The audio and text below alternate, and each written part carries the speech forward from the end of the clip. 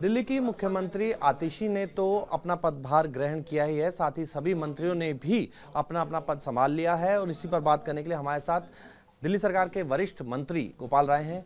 गोपाल जी, सिर्फ सबसे पहले ये बता दीजिए, कम समय है, प्रायोरिटीज क्या हैं, कौन कौन सी ऐसी योजनाएं हैं, सर्दियां आ रही हैं, पर्यावरण विभाग आपको मिला है, महिला निधि सम्मान, सारी चीजें आप लोगों के सामने होंगी। देखिए, निश्चित रूप से सर्दियों में सबसे बड़ा जो चैलेंज है वो है प्रदूषण के स्तर को कम करना।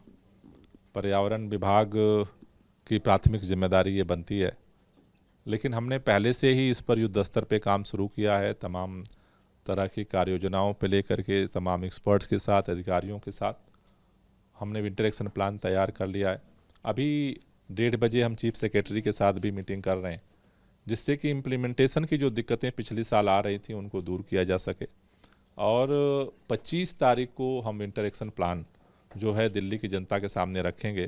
पहले हमने 27 तारीख के लिए प्लान किया था, लेकिन 26-27 को विधानसभा का सत्र हो रहा है, इसलिए उसे प्रीपोन किया गया है। और 25 तारीख को हम विंटर एक्शन प्लान घोषित करेंगे और उसके बाद जो है पूरी सक्रियता के साथ सरकार लोगों के साथ मिल करके इस पर प्रदूषण को कम करने के लिए काम शुरू करेगी। विभाग तो आपके पास पहले से ही था, तो आपकी पूरी तैयारियां हैं इस बार सर्दियों से निपटने की? मेरी तो तैयारी पूरी है और 25 तारीख को विंटर एक्शन प्लान आने के बाद हम लोगों के साथ मिल करके इस पे काम शुरू करेंगे। प्रदूषण पे लगाम लगेगी? निश्चित रूप से लगेगी, लगी है और आगे भी लगेगी।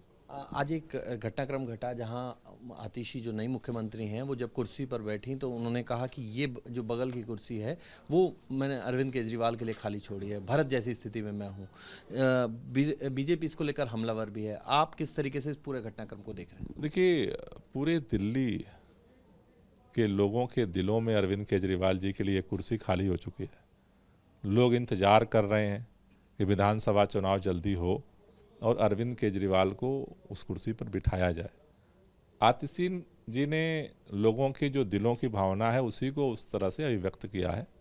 रही बात जहाँ तक नई टीम की, तो पूरी कैबिनेट की एक ही कोशिश है कि जो काम अरविंद केजरीवाल जी ने शुरू किए थे उसको युद्ध स्तर पे लग करके उसे कैसे चुनाव तक और ज़्यादा बेहतर तरीके से जनता के लिए काम किया जाए, और उस प्रयास को हम तेज करेंगे। और भाजपा तो हमलावर है इसी वाले मुद्दे को लेकर।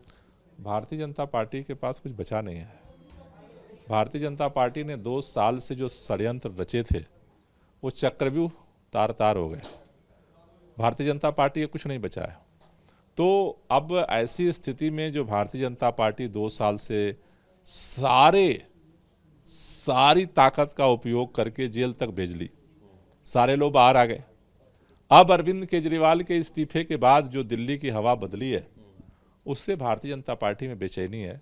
भारतीय जनता पार्टी को समझ में नहीं आ रहा है कि क्या करें, क्योंकि मैं ये देख रहा हूं कि भारतीय जनता पार्टी का एक भी नेता ये बताने को, एक दिन बयान मैंने नहीं देखा कि भाई हमारे ये 7 सांसद 3 बार से दिल्ली के लोगों ने जिताए, केंद्र में हमारी सरकार है, केजरीवाल ने ये किया, देखो मैंने ये किया इसलिए जनता हमारे साथ देगी। नहीं, कोई भाजपा का नेता नहीं बोलता। तो एक बौखलाहट है, बेचैनी है, और उसको हम महसूस करते हैं। उनकी बेचैनी जायज़ है।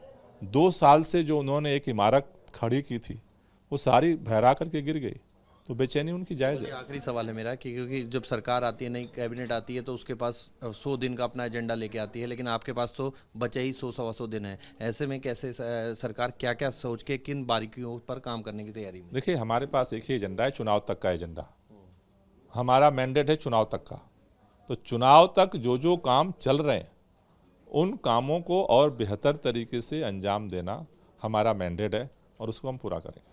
जी, तो मैंडेट जिस चीज़ के लिए मिला था दिल्ली से, उसको पूरा करना ही सबसे बड़ा टारगेट रहेगा इस नई कैबिनेट का भी। और फिर गोपाल राय ये भी कह रहे हैं कि जो आतिशी ने कदम उठाया है वो बिल्कुल वाजिब है, क्योंकि अरविंद केजरीवाल का इंतजार दिल्ली कर रही है। वीडियो जर्नलिस्ट सिद्धार्थ गुप्ता के साथ Mohit Bakshi, news nation, Delhi. News nation अब व्हाट्सएप पर खबरों की ताजा अपडेट के लिए न्यूज नेशन के इस QR कोड को स्कैन करें